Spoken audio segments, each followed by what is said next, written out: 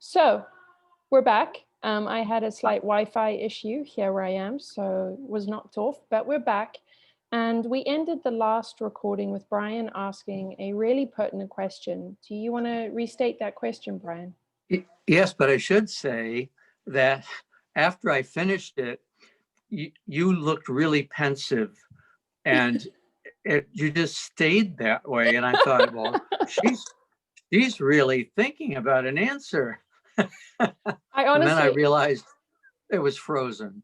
Yeah, and I think the universe was like, you two need a full hour for this discussion, so we're stopping now. Yeah, give you a break. Yeah. Okay, so so my question was based upon, and actually I want to edit my question. Yeah. Because I ended with the people who voted for the president being an example of people who weren't open to that, so it's cool. Yeah, I don't want to go there. I don't want to make that kind of judgment. That's another subject, but how do you not make judgments? It's just so challenging for me. Biting my lip. But so the question was, both of us put everything out there with the hope that people who are listening or reading or whatever it is that we put out, gather the tools that we've been learning ourselves, so that when they encounter a situation, it takes them less time to have an aha moment and change the perspective, which is the example you had given. But prior to that, you had said not everyone has the opportunity to be self-reflective. And so the dilemma becomes for me is, if we put this out there, are you happy without the movie? We're doing so with the assumption that every single person could listen to these and understand the question and understand. But people don't. I mean, are we all equally equipped? If we all have the same divine spark, we all share the same amount, no more, no less, of the universe as our soul, as our being, right? None of us has more. Right. But we focus, some of us, for whatever reason, and I have no idea why, some of us and families decide that we want to pursue the spiritual path with regard to answering the big questions. The unexamined life is not worth living. Okay. Some people hear that and say, you're right. I really want to know, what is life about? And, am I living it in a way that's meaningful? Other people hear it and say, I don't care about that. I've got a job interview, and, my goal is to make enough money that I can afford that house that I've been coveting for 10 years. So how do we account for the difference, and how do we respond to it? Here's my pencil. Look, she's frozen.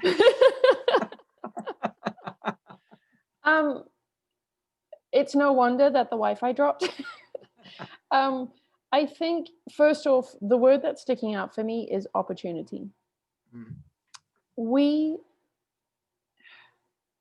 Opportunity has so many different takes on it. So coming down to the root of the word opportunity, meaning that we do have this very basic, simple foundation that we all have. We all have an equal amount of light in us. We all have an equal right to owning our light. Then we start talking about opportunity in terms of human experience and everyday life. And that's where I think we get a little bit caught up, or at least for me, the way that I see it. That's how I get a little caught up in terms of, does everybody have the same opportunity to be able to to own their light? So for me, I feel like I had this massive open window where everything literally fell away so that I could do this. I was married at the time. I had a house, I had a car, I was working a full-time corporate job, doing really, really well. That all sort of came to an end, which opened up this massive window for me to start figuring out who I am. Without all of that, and this was sort of a very clear choice that I made. I remember this choice. I remember the moment. I remember where I was, where it was like, all right, you either carry on down this road and stop complaining and just start actually being present with it and being mindful with it and making the most of it, or you make a 180-degree change. I Mhm. chose the 180-degree change. Does everybody have that opportunity? If you're a mother with children, you're married, you're working full time, you're taking care of a family, or if you're the father that is, the traditional father in the sense of what we have seen where they're working sort of 14 hours a day to provide for the family, do you have that moment in time to say, this isn't working for me, I want to make a change, I'm going to make a change, and start making the change? So I think that's where opportunity gets very gray. And Well, the other thing, go ahead. Sorry, go ahead. when we turn around into sort of what we're trying to do, which is sort of let people know and try and provide resources or stories of people that, regardless of their circumstances, they have taken an opportunity to find themselves.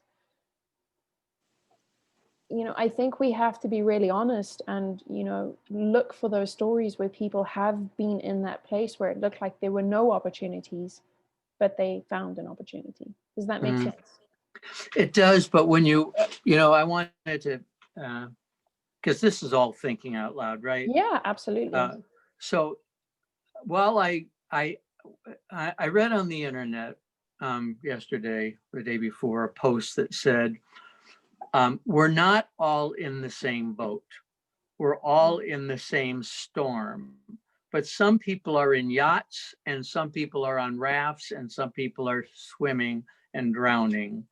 Do the best you can, because it's a common thing to say, well, we're all in the same boat. Mhm. And we aren't. People have different opportunities. But the other issue is that while we say everyone has the same amount, has the same soul, it's the same divinity, we know that's not exactly accurate, because we'll say that somebody is an old soul, meaning that as we look at the child and we look in their eyes and we say, this soul has been around many times. It's, how is it that this person knows what they know at such an early age? So it can't be that we all come into this with the exact same amount of the divine, and that it's in the exact same form, because it doesn't fit our migration of the soul Right. So belief. karma is the word that we've put towards the different experiences and the different levels of life experience from a Mhm. soul's journey, from a soul's progression and ascension. When you start looking at, does everybody, when we're born, say in today, all the babies born today, do they have the same amount of light? Do they have the same opportunities to ascend in this lifetime that they're born into now?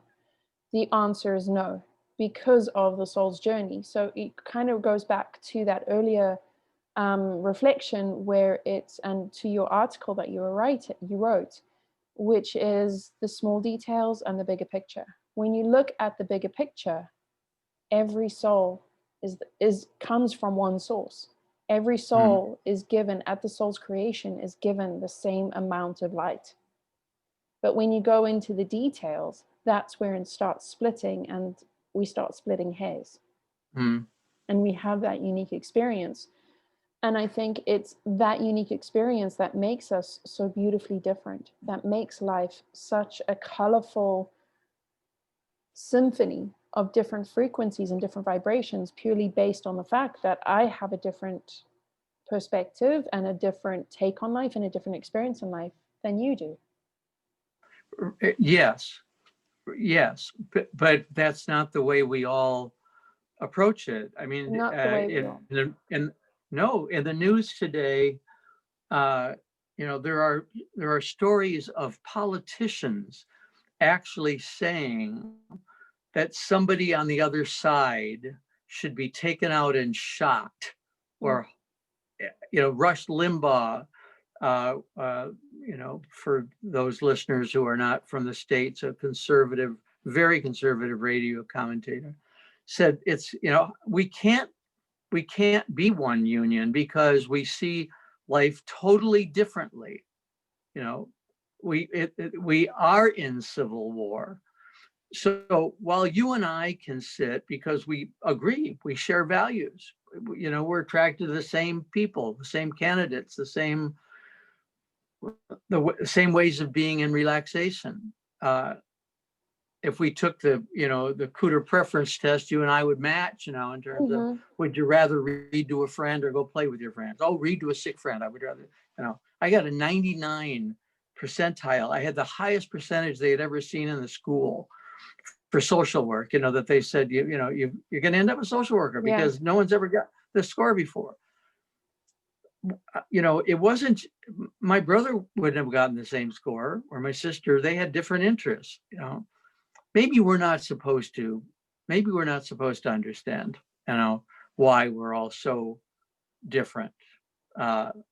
Maybe what we're really supposed to do is do our best, help each other, and let go.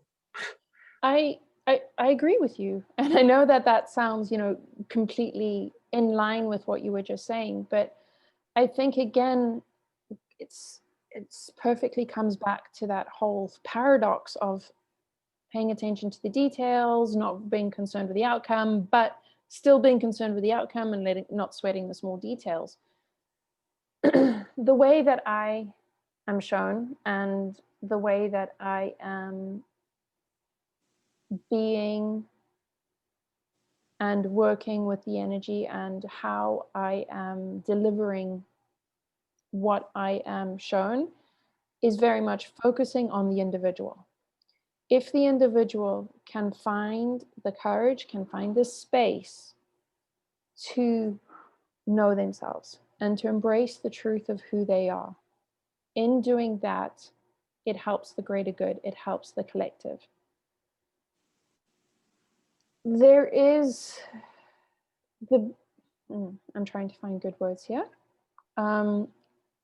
When we look at the polarization that is very prevalent in the US, but it is actually prevalent throughout the world. The US is just the poster child for it right now.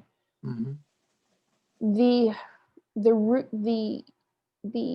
cause of that is this victimization and martyr. Somebody's always a victim, somebody's always a martyr. We're so conditioned to be in that space of, if I'm not a victim, then I'm a martyr. If I'm not a martyr, then I'm a victim. When we go into that, we're driven by fear. So going out and saying words and behaving in a way that is snuffing out the life of somebody else is coming straight from fear. It's coming from a place of, if I don't do this, you're going to do it to me. If we as individuals take a step back and move out of that disciplining space into the owning space of, let me just look at myself, let me see what I'm doing, that starts to create a bigger bubble of higher, I'm trying to use not sort of spiritual woohoo language here so that it's more understandable. When you are owning your light, you put out into the world a much calmer, a much more patient vibration. People around you are instantly, they can go from raging to anger just with you being in the room. Nothing you need to say. When people own their light, that's what we're talking about when everybody owns their light. Just by owning your light, your impact on the earth is calming just by that. If we can get more people doing that, the more calm there is, the more that people will move from that place of rage or that place of fear to a place of being a little bit more open, which just helps them then go to the next step of, okay, you went from fear, so maybe now you're in a place of understanding your fear and you're in grief. What is the cause of the grief? It's the trauma. Okay, now let's understand the trauma. Once you start just taking just those little steps to do that, we all start changing. The polarization requires all of us, regardless of where we sit on the scale of, there's you and I who think we've done an enormous amount of work to where we are now, where we are more aware of our judgments. Mm-hmm. To those that feel their judgments and their opinions are fact and are required to be everybody's rules. We all need to listen. We all need to breathe and just take a minute to listen. To create that space so that we can just allow that, when we create the space and allow that sort of sense of calmness to permeate, we help each other. And it goes from the smaller picture, the puzzle pieces, to the bigger picture. Mm-hmm. One of the divisions, I think, is also the, Ayn Rand and her whole concept of the individual. And the individual sees herself or himself, in opposition. The people who are frightened right now in the US that Biden is president, say that we're going to become a socialist country, which basically means that we care for one another. And that there is a division there between those who see that on earth, your job is to take care of yourself. And if you get married and have kids, that's your responsibility. But you're no handouts to anybody else because they all have to pull themselves up by their bootstraps. Versus the individual who says, to those who much has been given, much is expected. Right? Which is what the Kennedys, that was one of their mantras, and I embrace that. If you've got it, share it. Share it. And there's a conflict there, and it goes straight to the soul. It's not about the body; it's the soul, and how the soul's journey. sees. Yeah, it is. It is, and I don't find anywhere from any spiritual teacher the message that it's about you and no one else. That, do you? I don't. And I think that focusing just on the spiritual teacher saying it's you and no one else, I think that spirituality, the New Age movement, has been clouded and influenced by everyday politics. So getting a very true, clear message in terms of spirituality, it's been filtered. Spirituality mirrors the biases and the mindsets of the people giving the messages 9 times out of 10. And that's what we're seeing in the mainstream now. They're saying stuff because it is aligned with where people are. It's getting them the notoriety that they want, the significance that they want. I do think that there is going to be a change in spirituality, and I'm already starting to see this now, where there is a younger bubbling up of people that are able to read energy, speak energy, but also come from a place where they're doing unfiltered truth. And the unfiltered truth is really ruffling feathers. They're getting censored. They're getting knocked off of Instagram left, right, and center. they're getting knocked off of Facebook left, right, and center because what they're saying is so true and ruffling that it's uncomfortable. Like what? What are they saying? They're saying things like, you know, the first thing that comes to mind is if you're truly on the path and you're truly on the spiritual journey, you're unconcerned about whether it's Biden or Trump. You're sitting there going, either way, I need to focus on myself and see how I'm looking at this. How can I make the most of this? And it goes back to sort of your judgment thing, noticing that your judgments, they're always going to be there, but they're just triggers. They're just triggers for you to say, I see that I'm judging. Is this really who I am? Mm-hmm. So whether Trump or Biden is the president, it's just looking at that. And Trump is a really easy one right now to look at Trump and be like, judge him. This man, you know, I'm speaking of my experience. I judge him and I'm just like, oh my goodness, what have we done? Like what good can come out of this? But that's my judgment. What about Trump and his leadership, or what I consider lack of leadership, is really triggering me? And why is it triggering me?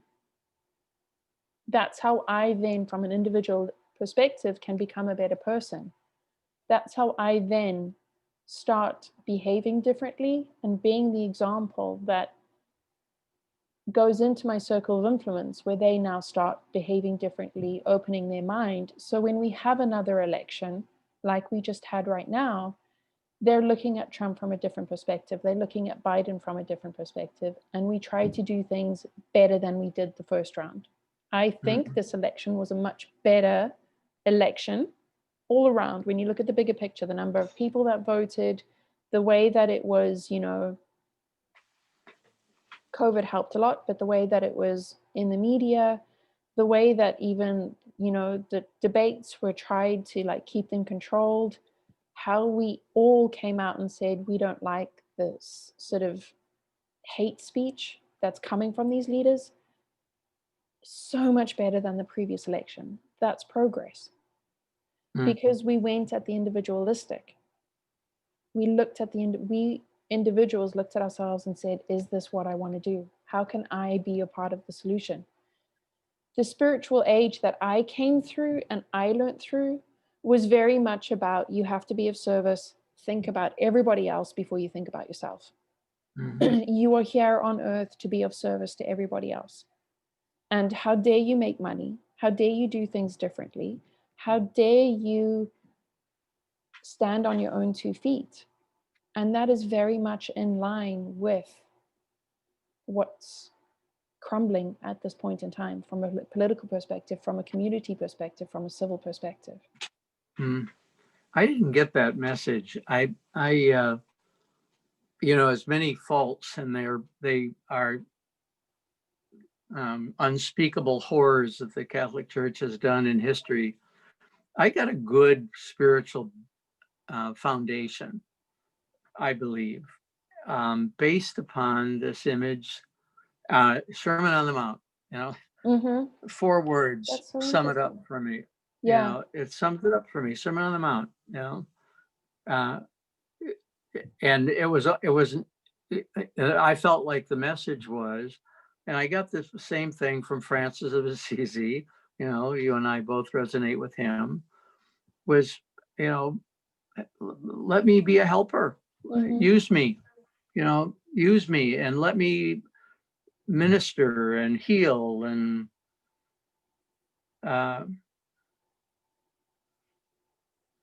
so yeah, finish your thought.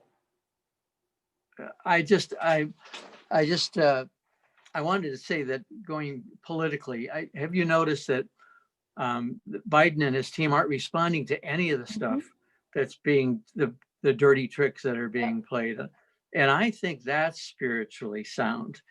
You know, it's saying, I'm not going to do this. I'm going to, you know, the whole Buddhist thing is step out of the way. You know, the Tao Te Ching talks about just, you know, the reed that is brittle is going to break. You know, be flexible, move out of the way. If you see it coming towards you, don't confront it, step out of the way, let it pass. It'll run out of its own energy. And I like that. You know, again, I think that that is a reflection of all of the individual work that has been done over the last 4 years, bubbling up to be an impact on the greater good. Mm-hmm. I think so many people have done a lot of work over the last 4 years to be able to find that place where they're like, not my fight, I'm stepping out. Or, you know, at the dinner table where crazy old Uncle Frank is spewing racist hate, where they're finding the courage to say, that's not okay. Or I'm not coming to Mm-hmm. dinner if crazy Uncle Frank is there. It's because Right. of the individual, again, this is my understanding and what I know. It's because of that individual work that people have done over the last 4 years that we're now in a place that we have leadership that is actively showing us and showing us at that much bigger scale, here's a better way of behaving about this. Mm-hmm. Yeah.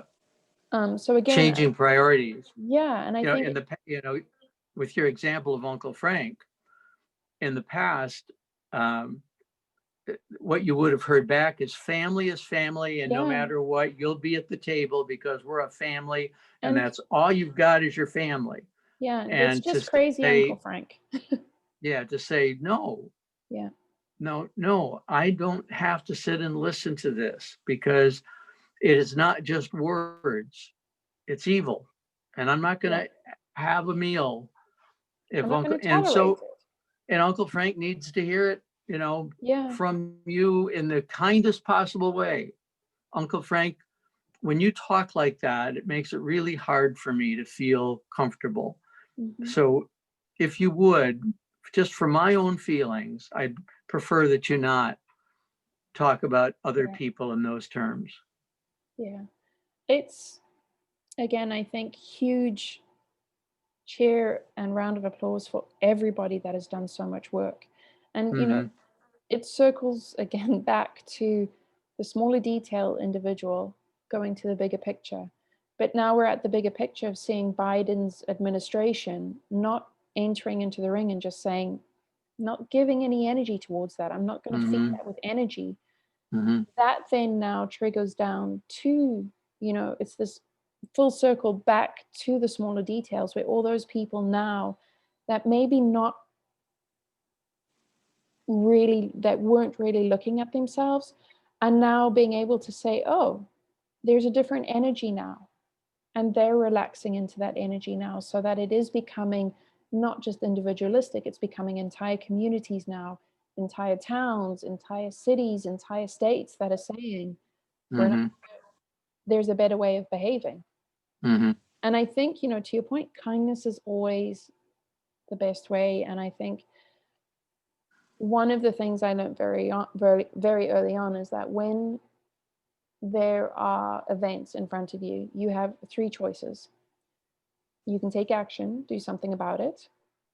You can acknowledge it and just sort of say, I see what's going on here. This is not mine. Or you can, I'm trying to find, sort of send good thoughts, send good energy. 9 times out of 10, we want to implant ourselves into these actions. And that has been the energy. When there's something in front of us that is triggering us, we want to jump in and fix it. Sometimes the best thing is just to acknowledge it and be like, I see what's going on here. I'm not okay with it, but there's actually nothing I can do about it, and focus on myself. And then Mm-hmm. there's the opportunities where it's like, I see what's going on. I'm just going to wish the best for these people. There is an enormous amount of power in wishing the best for people. Instead of Mm-hmm. saying, you know, this is an awful situation and I can't believe how sad it is and how broken it is. If you turn that around and say, I understand, acknowledge that this is an awful situation, but I wish the best for them. I wish for them to have a whole healing, and I wish for them to now open up into the best of their lives based on this event. The energy with that is profound. Mm-hmm. It's just I as good as taking that action and inserting yourself into the drama.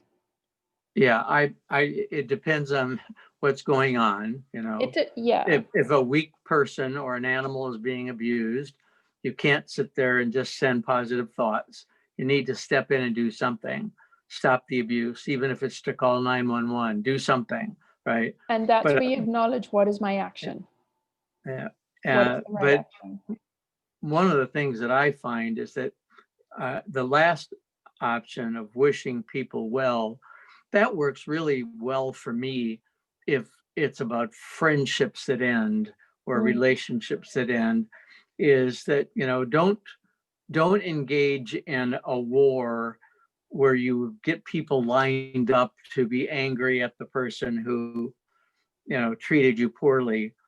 Send them off with as much positive love as you can, and don't necessarily write it, because that may just aggravate them. But in your heart, wish them well. And then it's a lot easier to let go, and a lot easier to feel good about the way that you did let go. And when we're talking about, Uncle Frank at the dinner table and sort of having that conversation with him in that kindness, it is easier to get angry. It is easier to be disgusted. But it's much better to have those kind words with Uncle Frank and wish or send him those vibes of, may he see how this is impacting the world around him, and may he have the opportunity to open his mind or open his heart so that he can see that there's a different way. Yeah.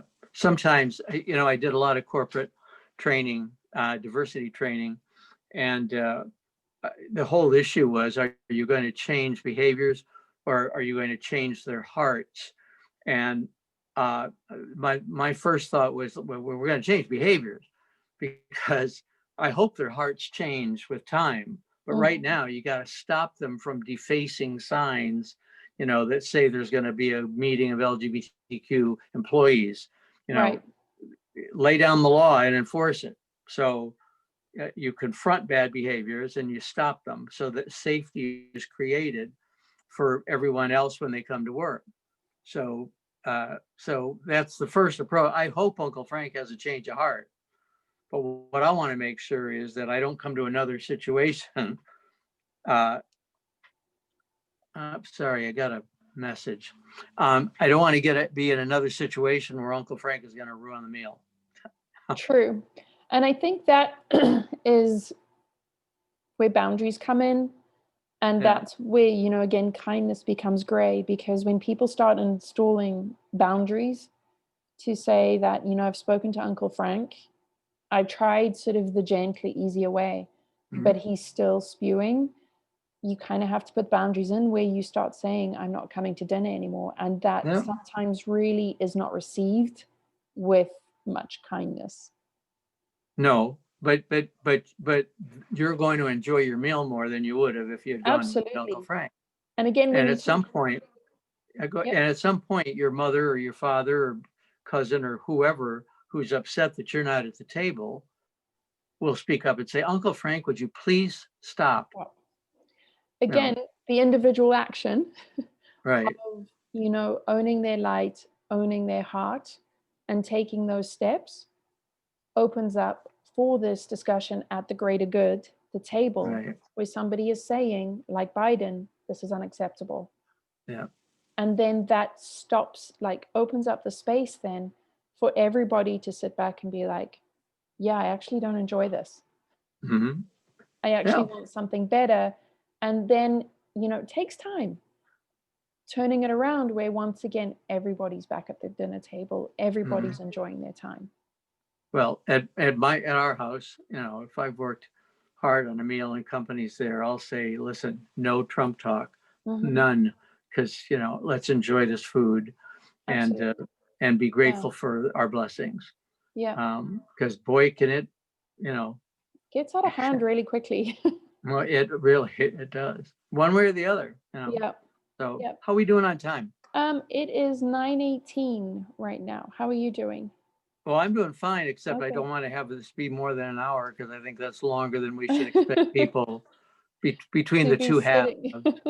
Yeah, adding the two parts. So much that I still want, because I do want to circle back to, I think maybe for another conversation, is our different experiences with spirituality, because what sort of peaked for me when you were speaking. You had a complete, what feels like, and I would like to learn more about it so I can say this with fact, but it seems like right now that you had a very different experience with religion and spirituality than I had. Mm-hmm. And again, I think it would be one of those weird things where it was like, how did the gay yeah. guy have an easier experience with religion and spirituality than a straight person? Right. Yeah. Well, and there are gay people who would ask the same thing of me, yeah. How did you go through it and not hate the nuns, or how did you go through it and not, what was your be so, experience? Yeah. yeah. So I don't know. I don't think we have time today, but I'm going to put that on the agenda for one of our Yeah, let's, chats to it's talk good. about our spiritual religious experiences and how it sort of got us to where we are now.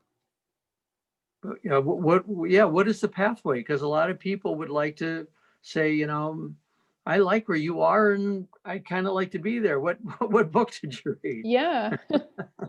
And yeah, I think it's a very interesting story. So yeah, we'll save it for the next time. Good. All right. Well, Hayley, always, it's wonderful to be with you. Absolutely, always. And it always feels like and you.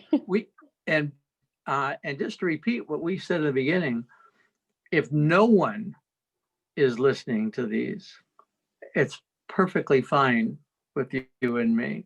Yeah. It's not, it's our, we decided to have weekly conversations and record them. If people enjoy listening to them, great. Yeah. At the bottom of this, I still thoroughly enjoy talking to you. You're the highlight of my week. Oh, you're so sweet. And I'm going to see you soon. It's Christmas. We'll see. I'm going to see you soon, and then we'll have a chat next week. And then hopefully the one after that will be where you and I are maybe together in the same room. This is amazing. So I think we lost Brian for a second there, which seems to be the norm now when we've finished our conversation. Everything dies. Sorry, Brian, oh, he's still frozen, but a great picture of him. So that's the end of this week's chat. If you have any questions, please feel free to reach out to me or put it in the comments, reach out to Brian, and we'll see you next week. Bye, Brian. Bye. Bye, Hayley.